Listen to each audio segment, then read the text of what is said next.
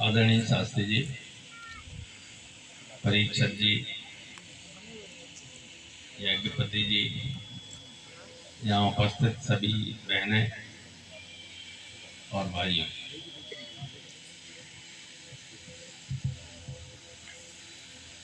शास्त्री जी बहुत रोचक तरीके से आपको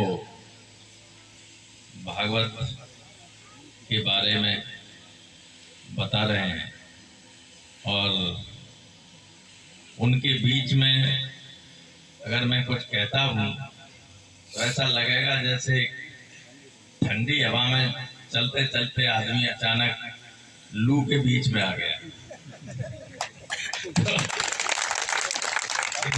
क्योंकि स्वयं शास्त्री जी ने कहा है इसलिए कुछ तो कहूंगा।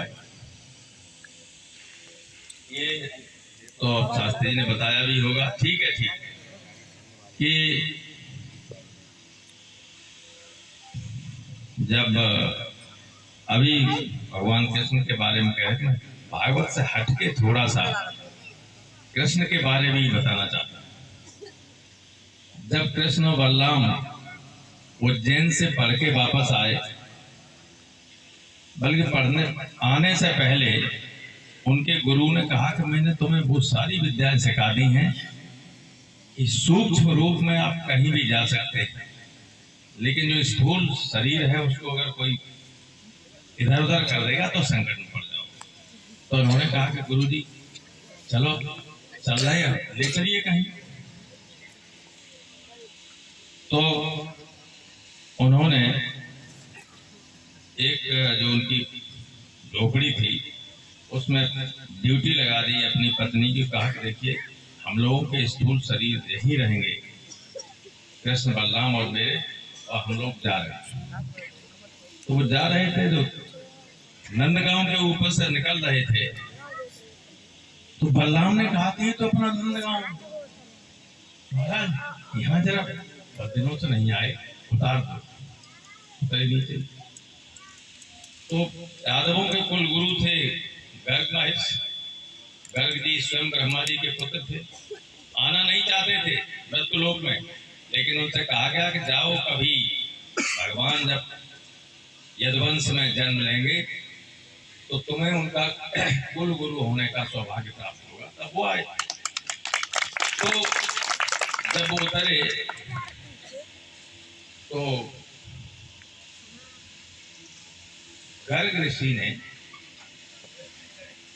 उनके गुरु को प्रणाम किया और साथ साथ कृष्ण और बलराम को भी किया। तो उन्हें गुरु को आश्चर्य हुआ, संदीपन गुरु को। उन्होंने कहा कि महर्षि आप हमारे शिष्यों को प्रणाम क्यों कर रहे हैं? तो उन्होंने कहा आपने अभी तक पहचाना ही नहीं है आपके शिष्य इतने दिनों में रहे कि कौन है?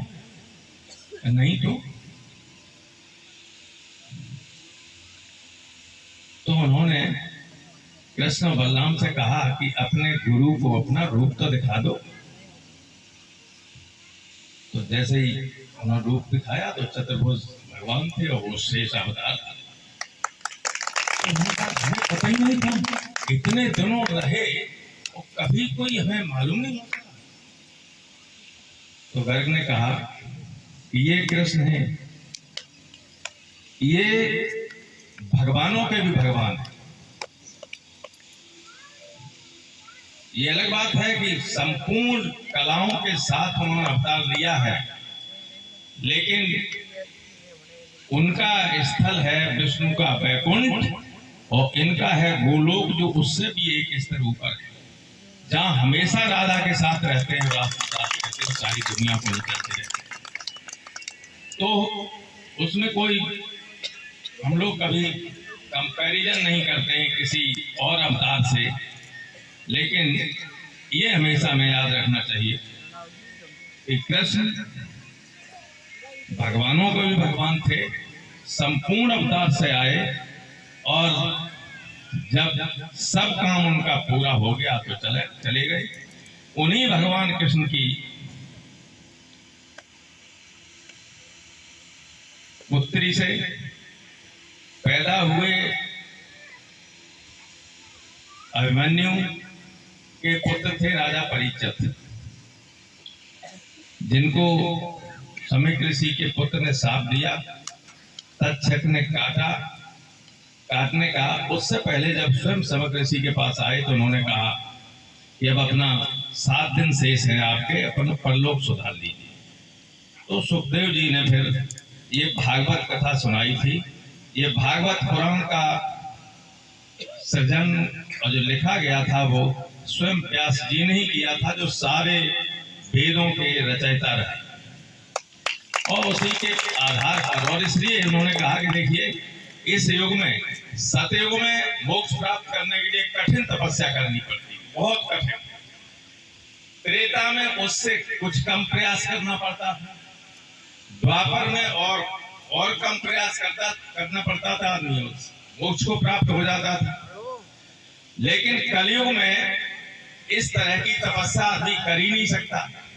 इसलिए उनको मोक्ष पे प्राप्त करने का एकमात्र सबसे आसान उपाय है कि वो श्रीमद् भागवत की कथा का श्रवण करे, भगवान कृष्ण की लीला को सुने, कीर्तन करे और आनंद करे। और ये मोक्ष का सबसे साधारण उपाय है। ये सुखदेव ने परीक्षित को बताया था, और इसी के आधार पर आप देखें 7 दिन होती है भागवत, वो तब से परंपरा चली आती। तो ये एक बहुत अच्छी बात है, और इनको मैंने पहले भी सुना है, इनके गुरु को भी सुना है।